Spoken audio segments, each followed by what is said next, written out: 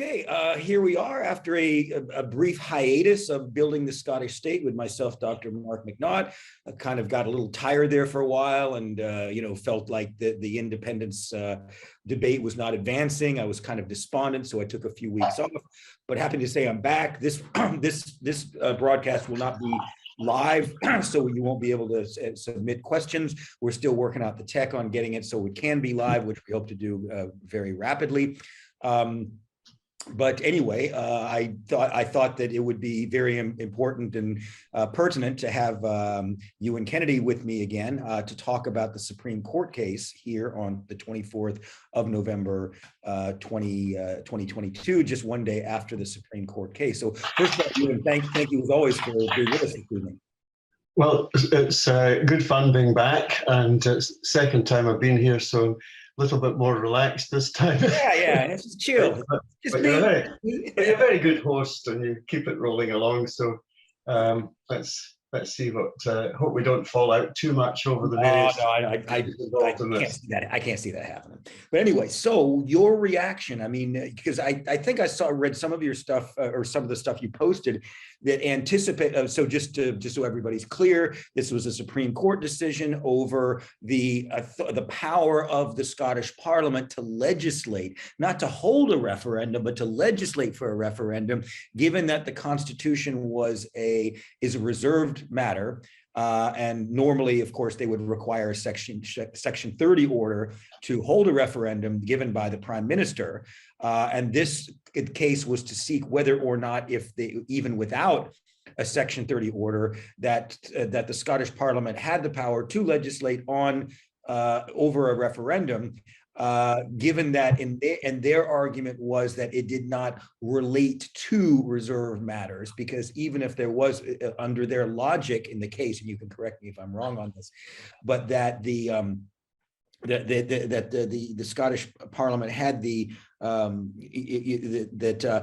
because a vote under these circumstances would be advisory, it would not have any automatic effect on the Constitution, and therefore it didn't relate to the Constitution. As I understood it, that was the basic argument of the Lord Advocate. But the Supreme Court unanimously basically said that, yes, it does relate to reserve matters, and therefore it is not within the competence of the Scottish Parliament to legislate on a referendum, advisory referendum. So did I have that basically right? And what more can you add to that? Right. Well, you've basically got it right. I mean, the application was brought by the Scottish government. Because it was brought by ministers, it required to have certification from Dorothy Bain, KC, the fairly recently appointed Lord Advocate, to confirm that it was conform, that it didn't intrude on Westminster's powers. And as you said, the question was going to be the extent to which it related to reserved matters. There's been a lot of criticism because, of course, if it had been brought as a private member's bill, my understanding is it wouldn't have required the Lord Advocate. I think it was probably quite appropriate that it was brought by the government. There's also been a lot of criticism of Dorothy Bain, and I mean, I don't know. When I was in legal practice, obviously, I never came across her. She's much younger than I am. But I think a lot of the criticism is pretty undeserved, because one could say that the Scottish government could have perhaps deliberately gone out to select as an appointment of Lord Advocate somebody who was pretty favourable towards Scottish independence and might be persuaded that there was a better case than there might possibly be. Dorothy Bain's been put in my opinion, in a somewhat difficult position, because she's required by law to be impartial in the advice that she gives to the government. And the position of Lord Advocate has been subject to a great deal of criticism over the centuries, actually. You can go back to when Henry Dundas was the Lord Advocate and ran the whole of Scotland. And it's been a very confused situation, because you're supposed to be an advisor to the government, and sometimes you're also regarded as a politician. But basically, she came to the thing, I think impartially, and came to the conclusion that she couldn't really certify that it was okay, but she couldn't say it definitely wasn't. Hence, there's the application. The judgment is actually quite short. I unfortunately have a habit of reading law cases, and you start at a very early age and you don't get out of the habit. A lot of people find legal text quite difficult to follow, but this is quite short. It's 35 pages, and roughly about the 2/3 of it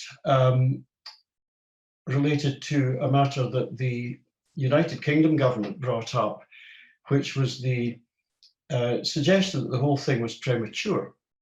Mm-hmm. And that the Scottish Parliament should either go ahead and pass a bit of legislation or whatever. This is a very technical argument, and I didn't think that it would find much favour with the judges, because when you get a bunch of very senior judges, and they're absolutely supreme, so however they decide, there's no further appeal. Mm-hmm. In that sense, it's a Supreme Court. In other senses, it perhaps isn't a Supreme Court. Anyway, they get themselves all geared up. They've read the papers in the case. They're going in, and judges see their job actually as judging, and not saying, oh dear, the whole thing is premature, so we'll just put it off and come back another day, perhaps in about 6 months' time. They obviously were aware that it was a pressing issue. And so the first 2/3 of this document are an explanation, which is now really only of interest to constitutional historians, as to how they found that the application was not premature. So it gets interesting in the final third. And there were two separate submissions that really were considered. One was, Dorothy Bain KC had presented actually arguments both ways, for and against. So in a sense, there was 1.5 arguments, 1.5 people arguing that the application should be refused, and half a person arguing that it should be granted. Anyway, we're not really in the business of counting scores, but it hinged on the question of whether, as you said earlier, whether the an advisory referendum could relate to the reserved matters, which are actually the union of the United Kingdom and also the Westminster government. And she presented an argument that was actually quite technical, and slightly surprisingly, well, surprisingly in some ways. By the way, I'm not surprised at the result, but the route they chose to go down was just to take a very, very ordinary, everyday meaning of what something is when it relates to. Mm. And I think in ordinary speech, most of us would say, well, actually, an independence referendum, it kind of relates to the United Kingdom, because, you know, why are you doing it? If it doesn't relate to the United Kingdom and the possibility of independence. So basically, they came very quickly to a decision that it did relate, and therefore the application was refused. Yeah. But where the case really gets quite interesting after that. Sorry, I wanted to stop you just very quickly. Yeah, sure. I know that in case you move on in what you're saying, but I saw Alex Salmon speak a few weeks ago, you know, and he was talking about why basically questioning the legal strategy and why part of it was why Sturgeon would bring the case. He's saying that it's a wrong question, and him very critical of the fact that that the Lord Advocate was not thoroughly convinced of the validity of the argument. Of that. Yeah. And so do you think there's some merit to that? I mean, should the Lord Advocate be more evangelical in their legal beliefs, or was there scope? Do you think that it was correct that she was kind of ambivalent about it? Well, maybe not, or how do you see it? Okay, well, I'll come back to one of the things she said in a minute when we finish looking at the actual case, because there is a question of strategy that's involved here and why the case was brought and why it was brought in 2022. Can I say that I've read quite a lot that Alex Salmond has put out about the case, and there's nothing that I really disagree with. And I didn't see him actually saying that she should be more evangelical. I may have missed that. Those are my words, but right, okay. Well, those are definitely. Can I just say that? But basically, more convinced of the case. You know, more. Yeah. Well, okay. Well, as I said earlier, the Lord Advocate is offered a very senior job, and it's probably very highly paid. But people in her position, senior members of the legal profession, have very high earnings. And I'm not saying this is a good thing or a bad thing, it's just a fact of life. And you certainly generally would not take the job of Lord Advocate because you wanted to get a gigantic pay rise. You take the job because you are prevailed on to take it on. You've been selected by the government and you've been given that appointment. So as I said earlier, I would not criticize her for accepting the appointment. And once she had the job, she, in my opinion, was only doing it professionally when she was impartial. Now, I said earlier, they could have appointed someone else who might well have taken a different view, but they didn't. So there is possibly possibly a tactical mistake was made, but the mistake was not made by Dorothy Bain. It was made by somebody else.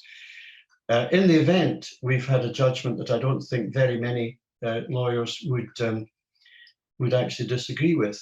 But can I just finishing looking at the actual case, because the final bit of the case is in fact the most interesting one, and I think it might give us something to talk about later.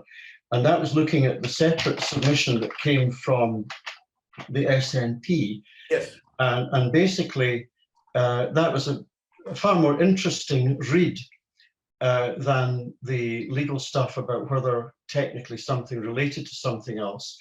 It was a very interesting document because it presented the case for Scotland as a nation to be entitled to self-determination. Yes. And we can come back and discuss that later. I'll make a couple of comments at this stage. The first is it's a pity that there wasn't any oral argument on that. It was written by Claire Madison Mitchell, KC, and David White, or David, someone called David anyway. Sorry, pardon me, David, I can't remember your surname. But it was written by two advocates who put it in. It was a brilliant piece of written advocacy. They were both sitting in the court, but they weren't allowed to speak. So the document had to speak for itself.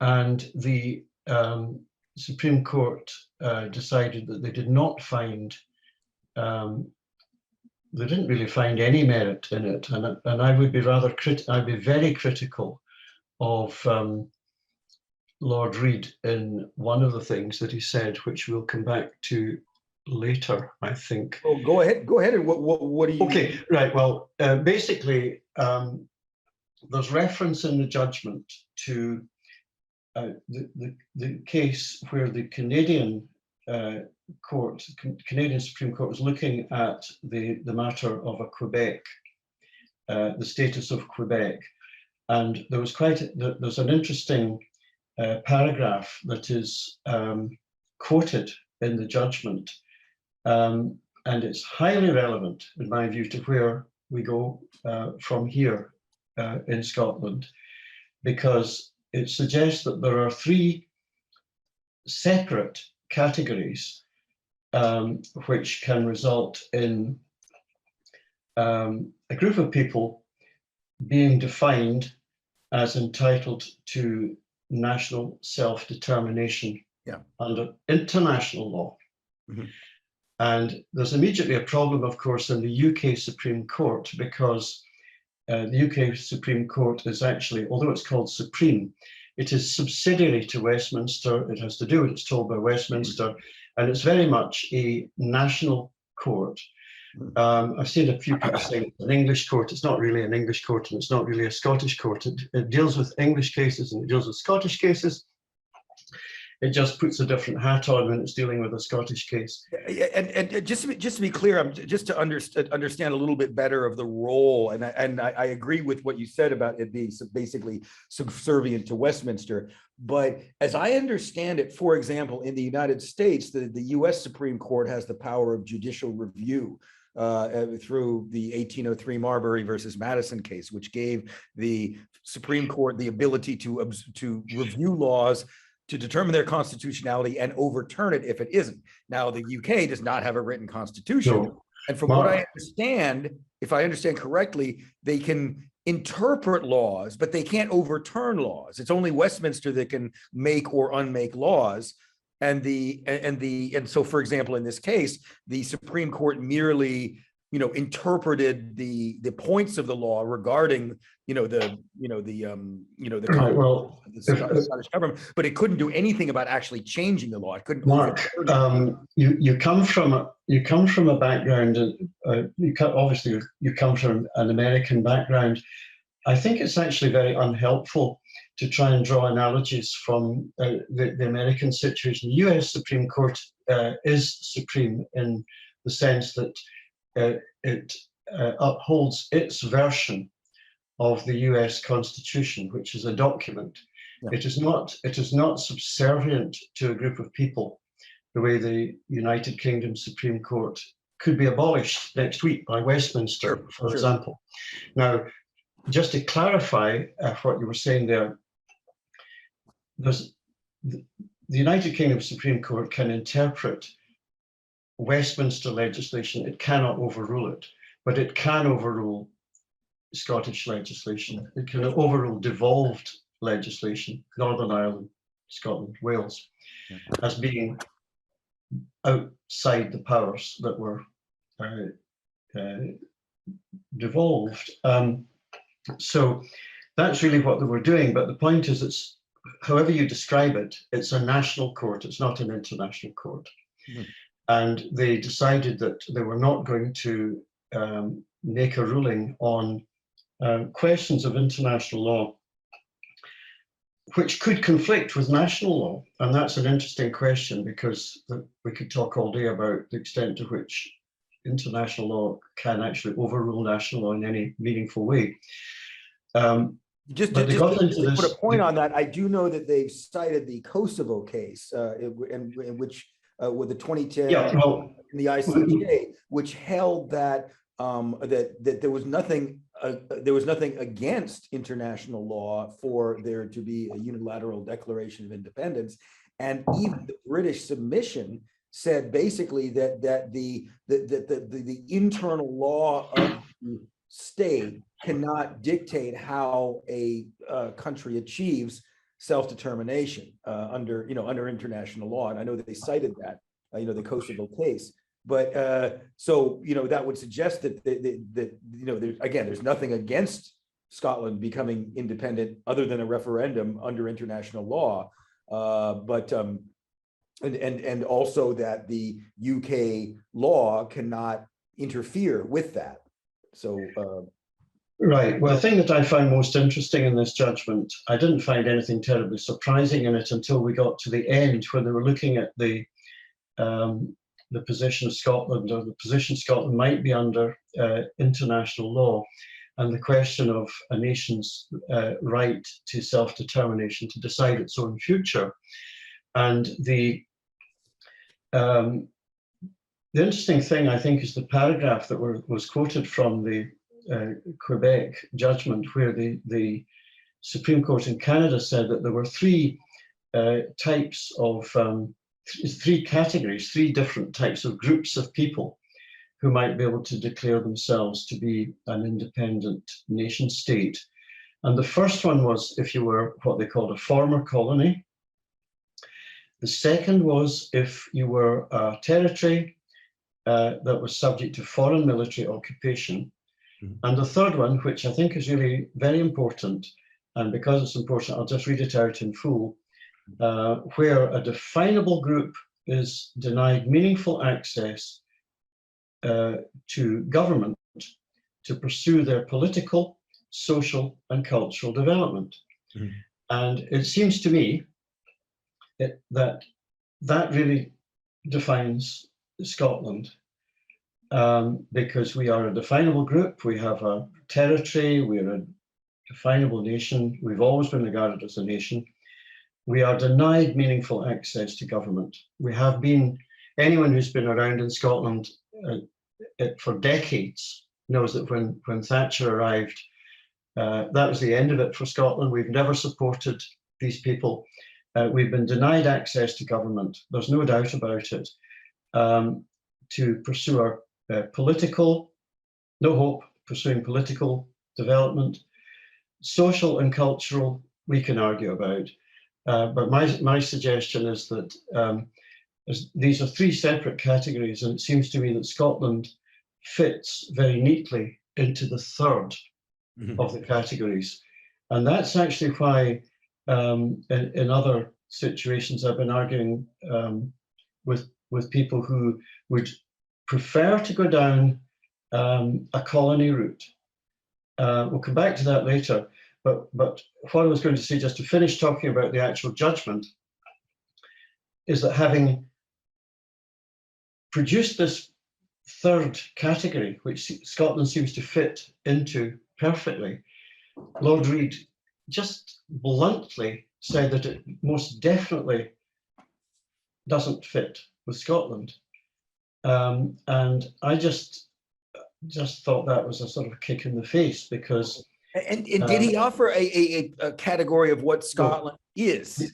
He didn't. He didn't elaborate. It's not a colony. It's not an occupied territory, and it's not, as you described, deprived of a government. So what does that make it? And so I'd like to address that, because of course you have. Yeah. Well, we need to. Well, we're not going to go back to Lord Reid and ask him to expand on it, because what I was going to say was that whereas the other people, the other parties to this case were represented, the SNP with this submission were represented by a document. And when I was watching the actual hearing, I saw Claire Mitchell KC sitting in the back of the Supreme Court, but she was not she wasn't there to speak, she was there to observe. And it seemed to me it would have been, I think it would have been a bit more decent if she had been allowed to put a gown on and put a wig on. I don't think they wear wigs, and no, they actually don't wear gowns either. Sorry, the justices wear gowns. If she'd been able to stand up and speak to the document, and I think that if she'd heard Lord Reid saying things like that, she would have got back at him, and we would have got a bit more elucidation about where Lord Reid was coming from. But what I thought, the significance of this, I thought, was that this third category is, well, you've got quite a significant court sitting in Canada, using this form of words, which I think pretty well accurately describes where we feel that we are in Scotland. Yeah. So basically, to come back to another point that you made earlier, you were asking about, you were quoting what Alex Salmond had said and saying that there were strategic issues in this. I think that the main thing that I find rather strange is the fact that there's been 8 years to bring this case, and we were all waiting for some kind of magical way forward. I can understand after 2014, everyone was feeling really quite low. I certainly was. By the time we had about a year to kind of lick our wounds and begin to recover and think about how we might go ahead, I think we could actually have been in the Supreme Court, UK Supreme Court, possibly around about the time that the Brexit vote was becoming rather interesting. But there we are. It didn't happen. It wasn't taken until 2022, and we're sort of stuck with it. Obviously, a case of this sort has got enormous political significance, rather than, probably more so than legal significance. So I was quite interested today to see that the Channel 4 opinion poll on the voting, which I think has come out after the judgment came out yesterday, shows a very significant increase in people supporting a yes vote. Mm-hmm. I was also encouraged that Angus Robertson has stated that, you know, a vote for any pro-independence party would be considered part of that majority that would hopefully come about in a plebiscitary election. So I'm slightly relieved to see that they see the reality of it, and that there needs to be a pact between the pro-independence parties if it's going to go forward. Plebiscite. Well, I think what we've got to do is look. I think it's not for me, because neither you nor I has got any say in what will actually happen.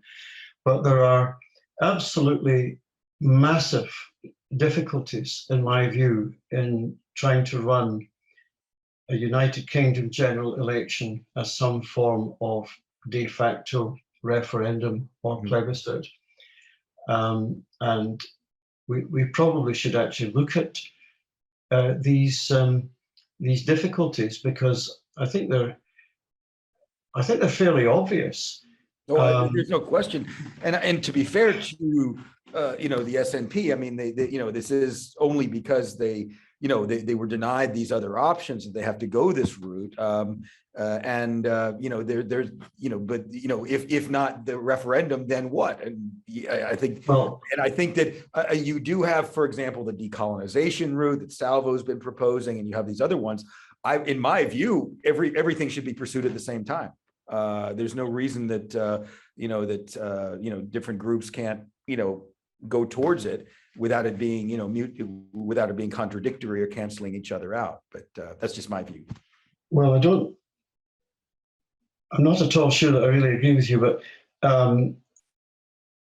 if you have a look at the question of a general election, one thing that would be absolutely essential would be for the various political parties who favour independence to be able to speak to each other and agree. Exactly what I was saying. What we're going to do.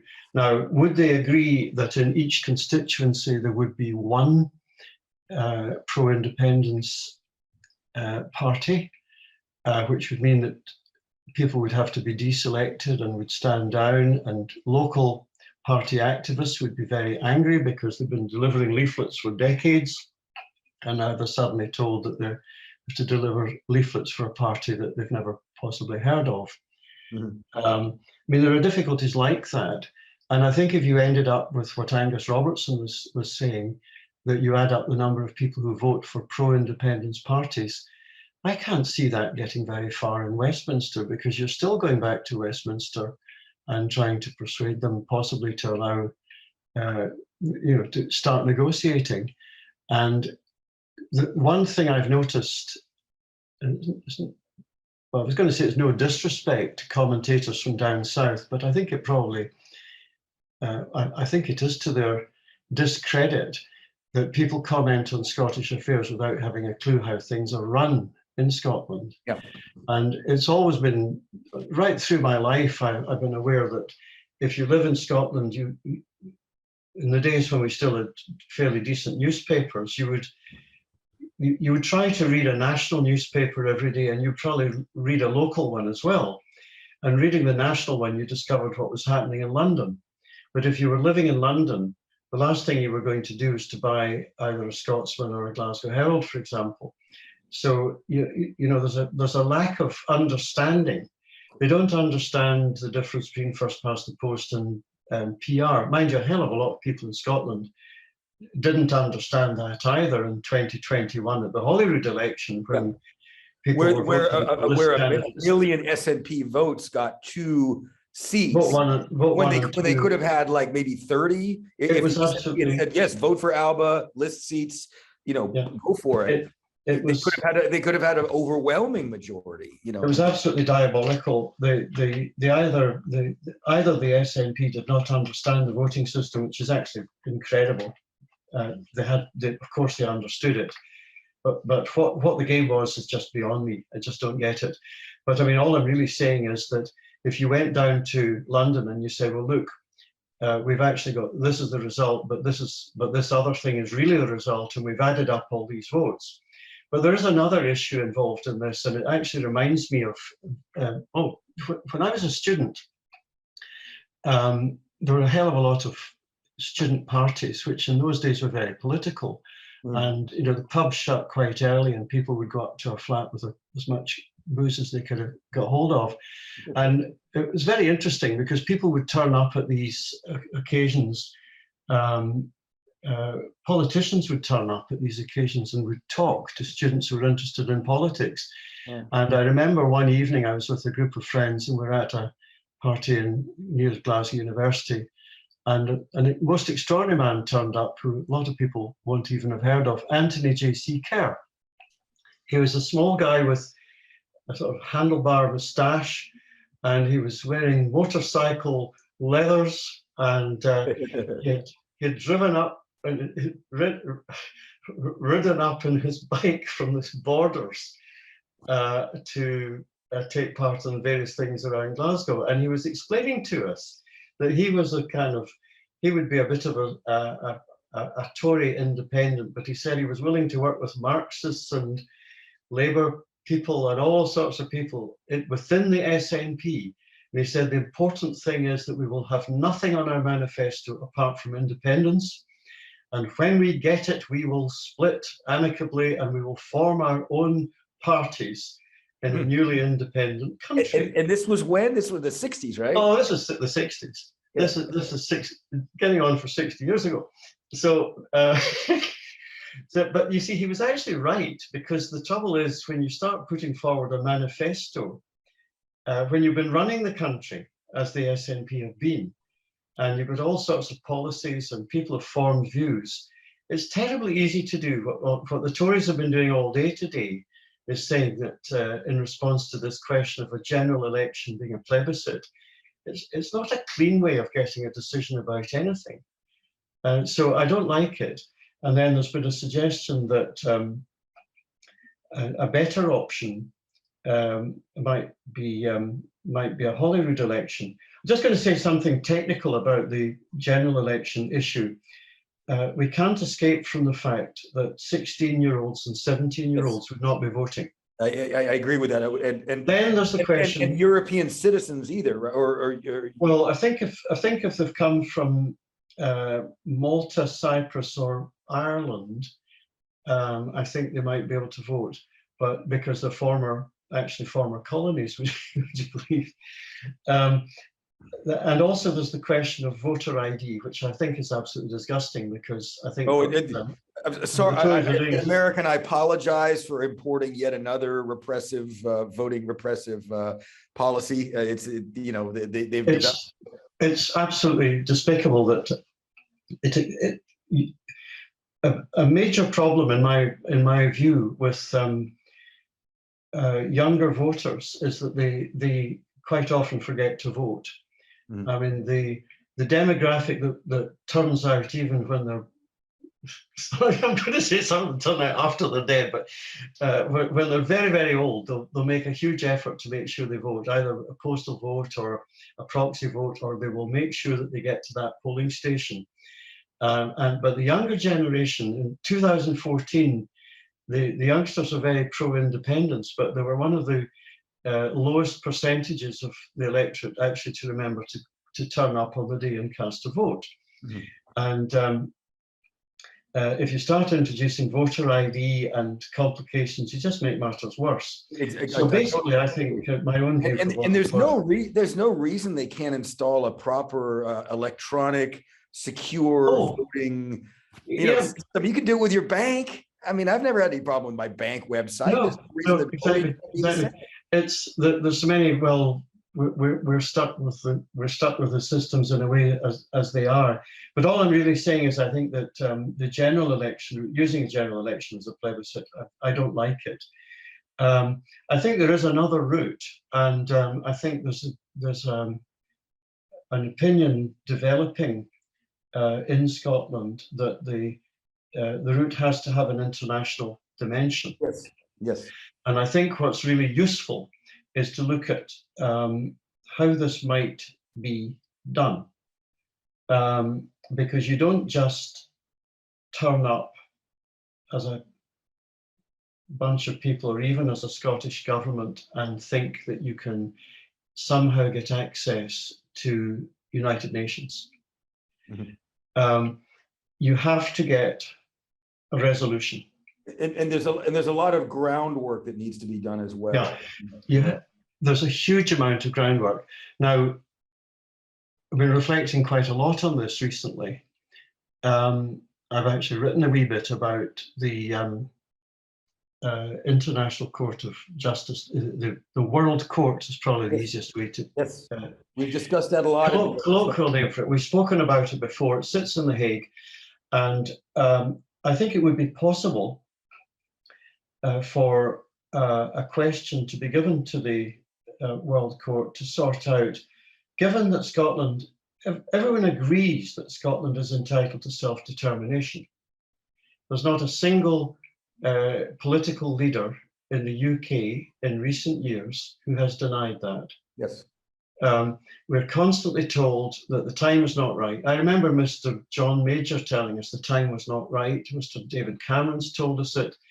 Johnson's gone on about it. There's always one thing, and then there's another thing, and the time is never right. But no one has ever said you're just not entitled to it.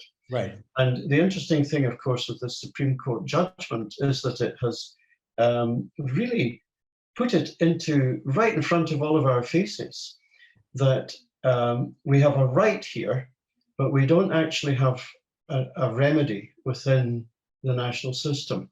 Yes. So the question is, you've got to get a country to propose, and this is just my view, but I think you have to get a country that will put forward a resolution. You need a lot of groundwork. Now, someone will say, which countries are you going to get? Well, I would say, well, there's a lot of them, because we have a lot of friends in Europe. I agree with that, and I think starting with the EFTA countries, and I think our Irish friends would be there. I think our Dutch friends would be there. I think our French friends would be there. The other thing which would be very interesting, and of course it would be very critical in the whole thing, is how the United States might feel. Now, before someone shouts us all down and says they would never agree to it, and let's have a if we just reflect for a minute. I've definitely got a view on this. So yeah. Okay, well, I'll give you my view first, and then I haven't heard your view yet on it. I'll give you my view first. My view is that the United States currently has got a huge investment in Ireland and the Irish situation. Yeah. I just can't see, ideally if it's a Democrat presidency, but I just can't see them saying, oh, just Ireland, we've put all this work into financing, negotiating and financing the situation, the peace in Northern Ireland, and we're just not going to be allowing it to be torn up. There are other elements flying around there. There's the willingness, enthusiasm of the current United Kingdom government to break international law. I mean, what on earth are they playing at? Then there's the question of the Convention on Human Rights. That Dominic Raab wants to withdraw from, right? What are they playing at? There's an interesting talk last night. Ian Forrester and Joanna Cherry, two very, very high-level lawyers with a great deal of experience, were talking about this. And Joanna was making the point that now more than ever, it's important not to give countries an excuse to start behaving badly. Countries such, obviously Russia, but I mean, countries such as Hungary, which has gone very right-wing, and Poland, which is kind of a bit the same way. Judges are under suspicion. It's terribly important that what international law there is supported. The Human Rights Convention was written by Scottish and English lawyers, among others. It was done with wonderful intentions. It was done to create peace in the world, and now we're on the point, apparently, as a state of tearing it up. And I think all of these things put together point to we're living in the early days of a failed state. Mm-hmm. Things are really getting to potentially getting to a dreadful pitch. Mm-hmm. So I don't think that if Scotland came out of this and said, look, all we really want, we've got our requirements as a country, we've got a different attitude to immigration, we've got a different attitude to the way we treat each other. We try to be, I would suggest, a lot more compassionate, we're a lot more left-wing. Empathetic, humanitarian. All we want. Every time I go to Scotland, I see it, you know. And all we want is to go back to quote the Canadian case again, we want meaningful access to government to pursue our political, social, and cultural development. So I wouldn't think it's a lost cause. So that really would be the route that I would be suggesting. But I would be suggesting it in this third category, and rather than going down a colony route. Mm-hmm. I understand. I did want to get back to that before we say good evening. Yeah, sure. The issue of colony, because it's definitely come up, you know, and you have Salvo, which is basically saying that Scotland's a colony. You have others that say, oh, well, that's kind of an insult to the real colonies like India that really just got, savaged by British imperialism. But then there was this distinction between, okay, Scotland, you're in a voluntary union. And that would infer that Scotland is free to leave, but with the decision handed down yesterday, it's clear that it's not a voluntary union. Does that make Scotland a colony? In my view, it does. I know there's a lot of semantics surrounding it and all that. Real colony like India, or that was just savagely brutalized. Well, how do you see it? Because in my view, if you can't leave, you're a colony. It's like the difference between a genuine religion and a cult. A religion, you can leave. A cult, you can't. That's kind of the way I see this distinction between a voluntary union and being a colony. So right. Well, at the end of the day, it's going to be a number of states are going to have to pass a resolution. And a number of judges, if it went, for example, to the World Court for a ruling.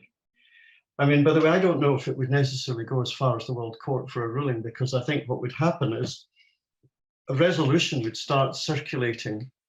Now, that resolution should not be drafted by me or you, or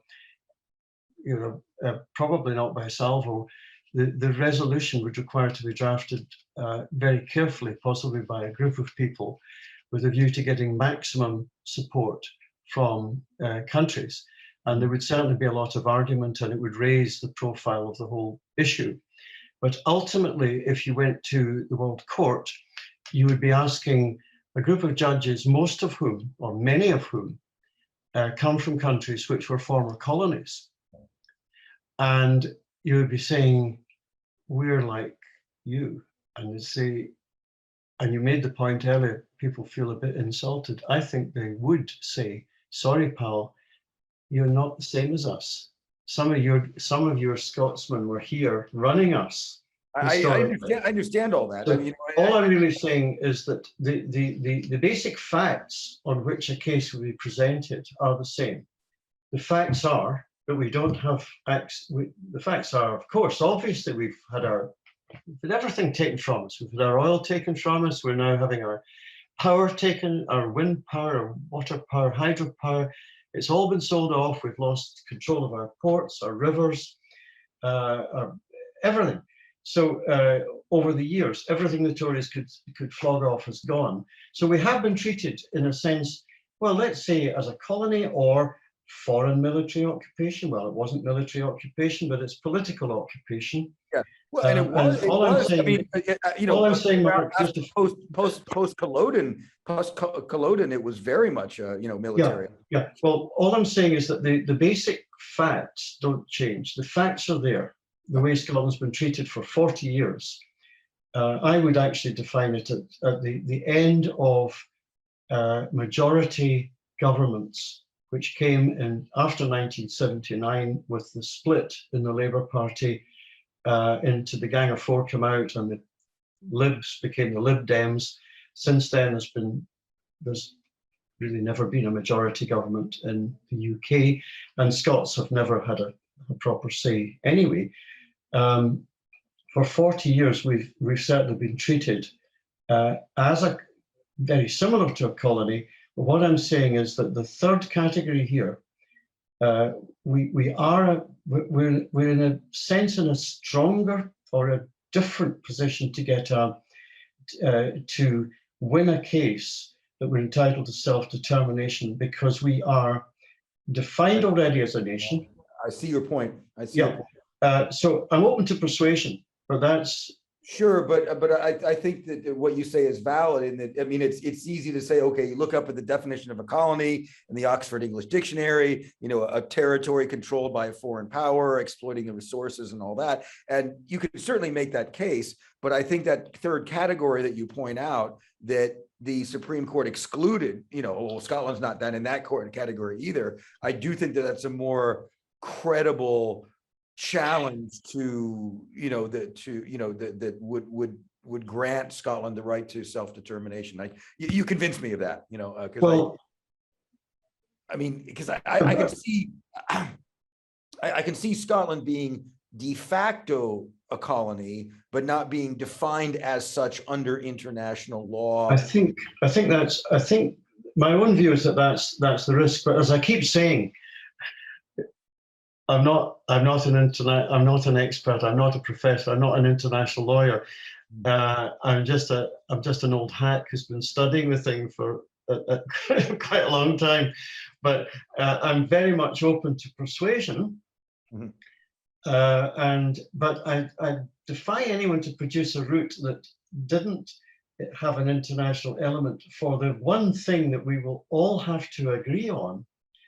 There is absolutely no point in declaring yourself independent and not getting a satisfactory level of international recognition. Yes. I mean, that is something that I keep seeing people, and I can fully understand it. I keep seeing people declaring that, oh, we just need to do a UDI. Well, I'm sorry. That doesn't sort it, because you can't, the only way we can survive in the future is as a part of the family of nations. That's really just not capable of being disputed. It's just a fact of life that we have to live with. So the end result has to be acceptance. It has to be recognition by not every country in the world, because there are some of them that will maybe never agree. But and you saw it actually with you've seen it with the former Eastern European countries. You know, in general, everyone in the West was very keen to recognise them, and recognition by a significant number came in very rapidly. And I think in a lot of the situations in Europe, there's been more than a little bit of American involvement historically. I know there certainly have, you know, things like the Prague Uprising in 1968, absolutely categorically was the Americans, so that in some situations, recognition, and of course the 68 failed, but I mean eventually the glasnost happened, but in some situations recognition has been just flowing in from a significant group of countries. But you do need to have that, otherwise you're just not going to get the result. You're just not going to achieve it. So that's why the international route is so incredibly important, and we have to keep talking to our friends in other countries. I mean, you see people, Guy Verhofstadt and others, are so favourable to Scotland being independent that there's quite a number of friends out there already. Well, so I totally agree. But from what I've gathered in the group of the work with the SSRG, a lot of the countries are saying, just do it. You know, we will recognize you, but you have to do it. We can't do it for you. Yeah. I think that's the kind of the prevailing sentiment. I think, you know, we've got contacts with Norway, with Iceland, and with other countries, you know, tangentially. Yeah. Well, but again, there's a huge amount of sympathy, but at the same time, it needs to be the action of the Scottish government, or, you know, that makes it happen. Well, Mark, I think we keep coming back to the need to demonstrate internationally that there is widespread support.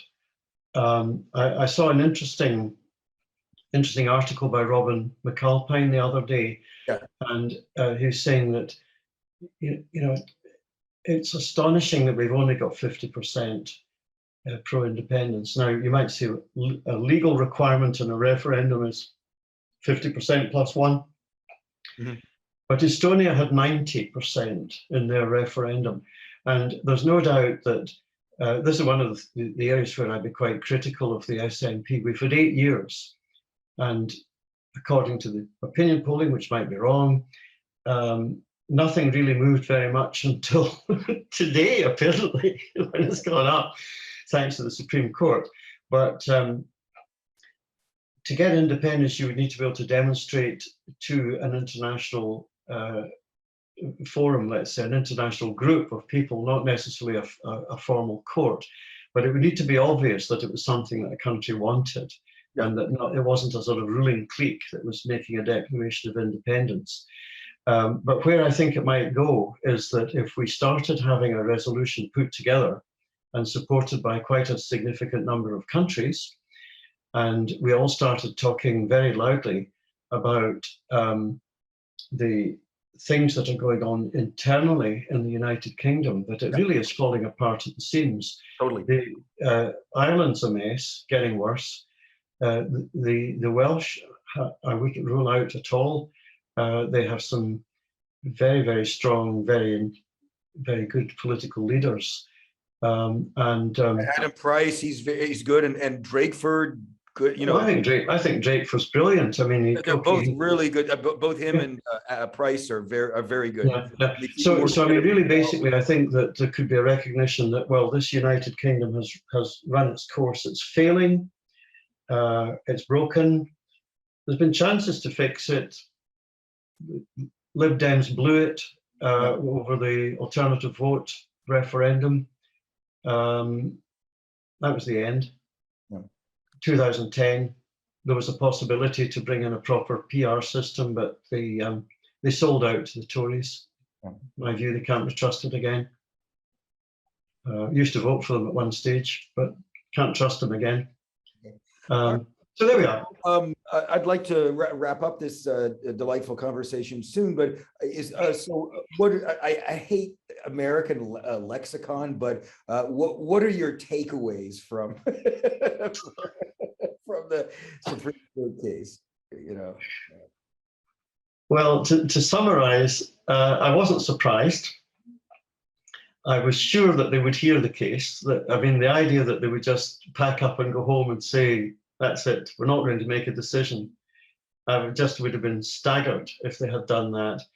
And I think my immediate reaction to it, when I watched it going out live, was a complete lack of surprise. Yeah. And I was out for a walk today wondering, just trying to reflect on what we might be talking about tonight, and I was thinking, what would my reaction have been had they said, yeah, you can go ahead and have a referendum?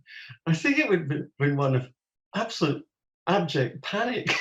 I think with coming back and said, please don't, because we've done nothing to prepare for this. Yeah. In 2014, I mean, I was quite active in Glasgow at the time of the Indie Ref. I was in the position where I could host a show of political cartoons. It was supposed to, it had been about 2 or 3 years in the making. They'd started putting it together after Alex Salmond and David Cameron had reached the agreement that there would be a referendum. So it was a couple of years.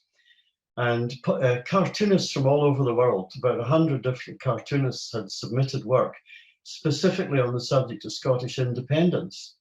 And at the last minute, Glasgow City Council, Glasgow Life, decided that they weren't going to host it because it was going to be full of independence, and they didn't like that.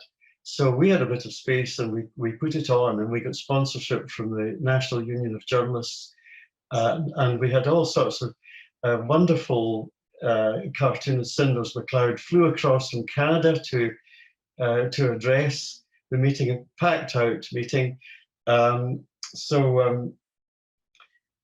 There was a huge vibe, and that had been going on for a couple of years, and it's not there just now.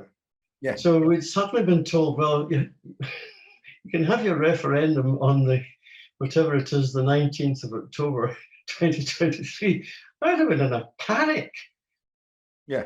I think that would be the reaction. That's really my takeaway from it. 11 months from now. I mean, and you know, yeah, I mean, the last referendum was more than 2 years between the winning of the mandate and the actual referendum. It was actually very well run. There were a few things I would criticize that I think people weren't quite possibly quite aggressive enough, or maybe aggressive is not the right word, loud enough. I thought in 2014 they didn't put out enough meat on the bones for, you know. Yeah.